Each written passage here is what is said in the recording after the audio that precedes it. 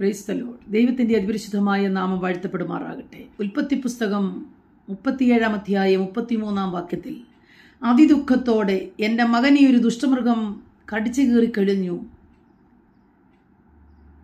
എന്നുള്ള വിലാപത്തിൽ, ഇനിയും ദുഃഖത്തോടെ എൻ്റെ നര പാതാളത്തിലേക്ക് ഇറങ്ങി എൻ്റെ മകൻ്റെ അടുക്കിലേക്ക് ഞാൻ ചെല്ലും, എൻ്റെ അവസ്ഥ ഇങ്ങനെയായി തീർന്നു എന്ന് അതിദുഃഖത്തോടെ കരയുന്ന ഒരു പിതാവ്. ആശ്വസിപ്പിക്കുവാൻ തക്കവണ്ണം മറ്റു പുത്രിപുത്രന്മാർ അടുത്തു വന്നിട്ടും ആശ്വാസം കൈക്കൊള്ളുവാൻ കഴിയാത്തവനായി അതിദുഃഖത്തോടെ കരയുന്ന ഒരു പിതാവ്, ഏറിയ കാലം കരഞ്ഞുകൊണ്ടും ദുഃഖിച്ചുകൊണ്ടിരിക്കുന്ന ഒരു പിതാവ്. അപ്പോൾ തന്നെ തൻ്റെ വാത്സല്യപുത്രനായിരുന്ന യോസഫ് പല സ്ഥലങ്ങളിൽ കൂടെ യാത്ര ചെയ്ത് പല മനുഷ്യരുടെ കൈകളിൽ കൂടെ കയറിയിറങ്ങി. എന്ന് വെച്ചാൽ മിദ്യാന്യ കച്ചവടക്കാർ തുടങ്ങി പോത്തിഫേറിന്റെ കൊട്ടാരം വരെ പല സ്ഥലങ്ങളിൽ കൂടെ സഞ്ചരിച്ച് പോത്തിഫേറിന്റെ അതേ ഭവനത്തിലും പിന്നത്തതിലിതാ ഫറവോന്റെ ജയിലറകളിലും കടന്നു പോകേണ്ടതായി അവസ്ഥകളുണ്ടാകുക. താൻ അറിയാത്ത വഴികളിൽ, താൻ ചെയ്തിട്ടില്ലാത്ത കുറ്റങ്ങൾക്ക് തൻ്റെ മേൽ ചുമത്തി താൻ യാത്ര ചെയ്തുകൊണ്ടിരിക്കുക, അറിയാത്ത വഴികളിൽ കൂടെ യാത്ര ചെയ്തുകൊണ്ടിരിക്കുക യോസഫ്. അപ്പോൾ തന്നെ പ്രതീക്ഷയില്ലാത്തൊരു ദുഃഖം യാക്കോബിന് വന്നു ഭവിച്ചിരിക്കുക. 2 ധ്രുവങ്ങളിലായി അപ്പനും മകനും വല്ലാത്തൊരു രീതിയിൽ കടന്നുപോയിക്കൊണ്ടിരിക്കുന്ന ഒരനുഭവം. എന്നാൽ യഹോവയായ ദൈവം തന്റെ പ്രവൃത്തിയെ വെളിപ്പെടുത്തേണ്ടതിന് ദൈവം കാത്തു സൂക്ഷിച്ചിരിക്കുന്ന ഭക്തനാണ് യോസഫ് എന്ന് ആരും അറിയുന്നില്ല താനും. തക്ക സമയത്ത് ഉയർത്തുവാനും അവന്റെ ബലമുള്ള കരങ്ങളിൽ താണിരിപ്പീൻ എന്ന അപ്പോസ്തലൻ പറയുന്നത് പോലെ, പലപ്പോഴും തക്ക സമയത്ത് ഉയർത്തപ്പെടുന്നിടം വരെ കാത്തിരിക്കുവാൻ നമുക്ക് പലപ്പോഴും കഴിയുന്നില്ല. ഇവിടെ യാത്ര ചെയ്യുന്ന യോസഫ് ഒരിക്കലും അന്നേരം വിചാരിക്കുന്നില്ല താനൊരു വാഗ്ദത്തത്തിലേക്കുള്ള യാത്രയാണെന്ന്. എന്നാൽ തൻ്റെ ജീവിതമധ്യേ താൻ അനുഭവിക്കുന്ന കഷ്ടതകളെ ചോദ്യം ചെയ്യാതെ സഞ്ചരിച്ചുകൊണ്ടിരിക്കുന്ന ഒരു ചെറുപ്പക്കാരൻ, അപ്പോൾ തന്നെ വളരെ വേദനയോടെ പ്രാർത്ഥനയോടെ ആയിരിക്കുന്ന ഒരു പിതാവ്.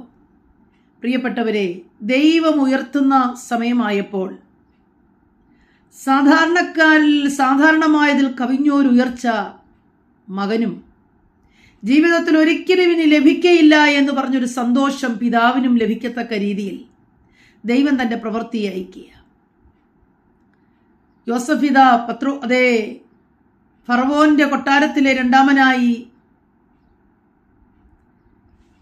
സ്ഥാനമേൽക്കുകയും, അപ്പോൾ തന്നെ പിതാവായ യാക്കോബ് ജീവിതത്തിൽ ഒരിക്കലും പ്രതീക്ഷിച്ചിട്ടില്ലാത്ത ഫറവോന്റെ രഥത്തിൽ കയറി സഞ്ചരിച്ച്, നഷ്ടപ്പെട്ടു പോയി, എന്നേക്കും ഇനി കാണുവാൻ കഴിയുകയില്ല, ഞാൻ ഇനി അവന്റെ അടുക്കലേക്ക് പോകേണ്ടി വരും എന്ന് വിചാരിച്ച, പാതാളത്തിലേക്ക് ഇറങ്ങേണ്ടി വരുമെന്ന് വിചാരിച്ച പിതാവിന് ഇപ്പോഴിതാ നഷ്ടപ്പെട്ടു പോയ മകനെ ജീവനോടെ ലഭിച്ചു എന്നുള്ളതല്ല, ഉപരിയായി ഒരു വാഗ്ദത്ത നിവർത്തീകരണം, സ്വപ്ന സാക്ഷാത്കാരണം സംഭവിച്ച ഒരു മകനെ തിരികെ ലഭിക്കുക.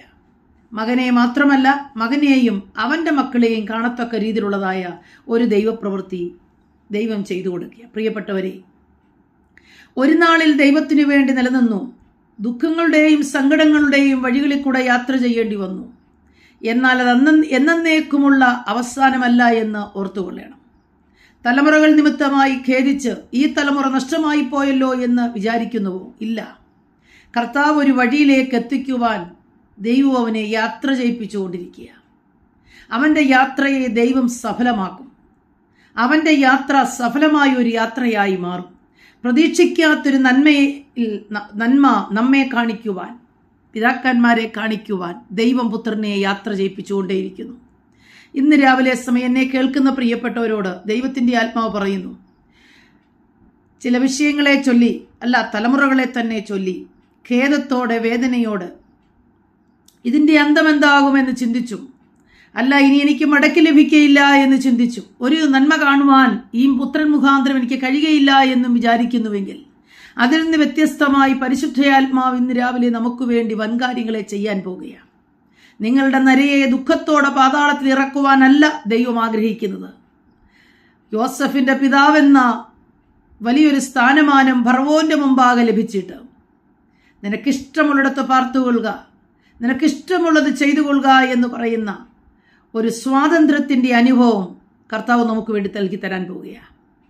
നഷ്ടപ്പെട്ടു പോയെന്ന് തോന്നുന്നുവോ? ഒരിക്കലും നഷ്ടമല്ല പ്രിയപ്പെട്ടവരെ. ഈ പ്രതികൂലം, ഈ ദുഃഖം ഒരു സഫലീകരണത്തിന്റെ മുന്നോടിയാണെന്ന് ഇപ്പോൾ കരുതിക്കൊള്ളണം. ജോസഫിനെ തന്റെ ദൈവമാക്കി വെക്കുവാൻ ആഗ്രഹിച്ച പന്ഥാവിൽ ആക്കി തീർത്തിട്ട് തന്റെ പിതാവിനെ സന്തോഷിപ്പിച്ച ഒരനുഭവം. ഒരു സൈഡിൽ ദുഃഖിതനായിരുന്നു, മകൻ യാത്ര ചെയ്തുകൊണ്ടേയിരുന്നു എവിടേക്കെന്നറിയാതെ. എന്നാൽ ദൈവത്തിനറിയാം എവിടേക്കാണ് നിന്നെ യാത്ര ചെയ്യിപ്പിക്കേണ്ടതെന്നും നീ എത്ര നാളാണ് ദുഃഖത്തോടെ ആയിരിക്കേണ്ടതെന്നും. രണ്ടിനെ ഒരുപോലെ കൈകാര്യം ചെയ്യുന്നവനായ ദൈവം പിതാക്കന്മാരുടെ ദുഃഖങ്ങളെ മാറ്റുമാറ് പുത്രന്മാരെ ദൈവം ഒരു അനുഗ്രഹമാക്കി മാറ്റുകയാണ്. രാവിലെ സമയം നഷ്ടമായി, വഴിയിൽ നിന്ന് പിന്മാറിപ്പോയി, ഞാൻ ഉദ്ദേശിച്ച പാതയിൽ നിന്നവൻ പിന്തിരിഞ്ഞു പോയി എന്ന് തോന്നുന്നുവെങ്കിൽ ഒരു നാളും ക്ഷീണിച്ചു പോകല്ലേ. കർത്താവ് ഒരുക്കി പന്ഥാവിൽ അവൻ യാത്ര ചെയ്തുകൊണ്ടിരിക്കുന്നു. അവന്റെ വഴികൾ സഫലമാകും. ദൈവം അവന്റെ യാത്രയെ സഫലമാക്കി ഏറ്റവും മനോഹരമായ ഒരു അനുഭവത്തിൽ നിങ്ങളെ സന്തോഷിപ്പിക്കേണ്ടതിന്, നിങ്ങളെ മാനിക്കേണ്ടതിന് നിന്റെ പുത്രിപുത്രന്മാരെ ദൈവം ആദരിക്കാൻ പോകുകയാണ്. ദൈവം അങ്ങനെ ചെയ്യും. പൂർണ്ണമായി വിശ്വസിക്കുന്ന ഈ ദിവസങ്ങളിൽ തന്നെ ഒരു വലിയ ദൈവമഹത്വം നാം കാണാൻ പോകുക. ആമേൻ.